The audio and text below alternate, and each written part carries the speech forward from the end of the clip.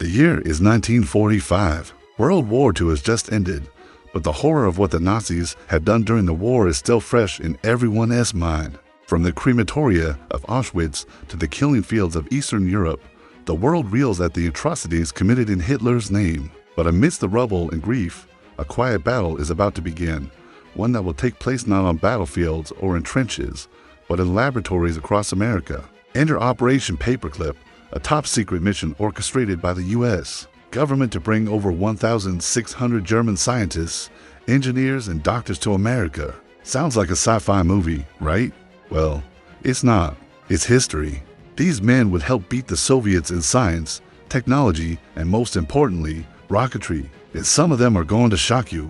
Meet Wernher von Braun, a man who literally helped Hitler build rockets to wage war. Later, he will play a pivotal role in shaping America's destiny among the stars. He'll help build the Apollo rocket that will take humans to the moon. And yet his story started with Hitler. Von Braun rose through the ranks of the German rocketry program under Hitler, a brilliant engineer whose work fascinated the Führer. When the war ended, he found himself behind bars, a prisoner of the United States. Yet what happened next is nothing short of astonishing. The Americans saw an opportunity in the skilled rocket scientist, a chance to gain an edge over the Soviets. So instead of keeping him locked up, they cut him loose. Well, not really loose, but they did offer him a deal he couldn't refuse. Join the U.S. space program and help develop rockets in exchange for your freedom and a clean slate. What followed was a remarkable career. Von Braun became a naturalized American citizen and a pivotal player in NASA's space program. His expertise was instrumental in launching the first American satellite into orbit and in planning the Apollo missions that would put astronauts on the moon. But he wasn't alone. Thousands of other German scientists, engineers, and doctors also found themselves in U.S. labs and military bases, all thanks to Operation Paperclip. Many of them had direct ties to the Nazi Party. They were part of a clandestine network that supported Hitler's rise to power. Others had been involved in developing deadly weapons and committing horrific war crimes. Yet the U.S. government offered them a chance at redemption, a way to escape prosecution for their past deeds. So how did the U.S. pull off such a massive recruitment drive without tipping off the Soviets? The answer lies in a series of covert operations that defied conventional espionage. Code names like Cloverleaf, Emerald, Artist, Overcast, and Saddle were used to smuggle these scientists out of Germany and into the U.S. They were given new identities, new backgrounds, and new passports, erasing any trace of their former lives. Some were even injected with drugs to block the memories of their past. For instance, one scientist would later testify that he was given amnesia treatment so that he would reveal sensitive information under interrogation. But why did the U.S. go to such lengths to recruit these scientists? The answer lies in the urgency of the Cold War. By the end of World War II, the U.S. and Soviet Union had emerged as superpowers, each vying for dominance. The stage was set for a global showdown, and the stakes were unimaginably high. In this high-stakes game, the U.S. government saw an opportunity to outmaneuver the Soviets, and that opportunity lay in the hands of German scientists. By recruiting these experts, the U.S. aimed to gain a technological edge, particularly in rocketry. This was no ordinary advantage. It was a strategic asset that could determine the outcome of the Cold War. And what does that mean for those left behind? As Operation Paperclip unfolded, thousands of lives were irrevocably altered. Families were torn apart as men were whisked away from their loved ones and transported to a new life in the U.S. And then there's the moral dilemma. Should the U.S. have recruited men accused of terrible crimes? What kind of message did it send to the world?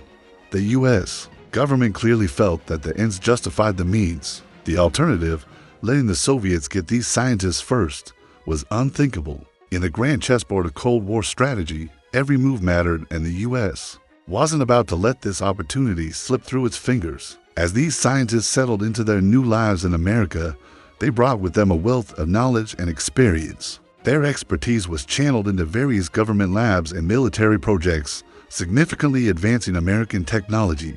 However, not all of them were welcomed with open arms. Some faced suspicion and scrutiny, their past deeds coming back to haunt them. Despite the risks, these scientists played a crucial role in shaping the future of American innovation, helping to develop advanced technologies that would have a profound impact on the world. Now, before we continue, here's a question for you. What do you think the world would be like today if the US hadn't recruited these scientists? Would the Soviets have dominated space exploration? Would America's technological edge have been diminished? Let us know your thoughts below. By passing immigration laws, overlooking war crime allegations, creating false identities, Operation Paperclip was not without its controversies. Many of these recruited scientists had worked on developing lethal weapons during the war, their hands stained with the blood of countless victims. To overlook such a dark past seemed not only morally ambiguous, but also ethically reprehensible. Yet the U.S. government chose to prioritize national interest over moral accountability. And this raises a troubling question. Was this a necessary evil? Could America have achieved its technological edge without compromising its principles?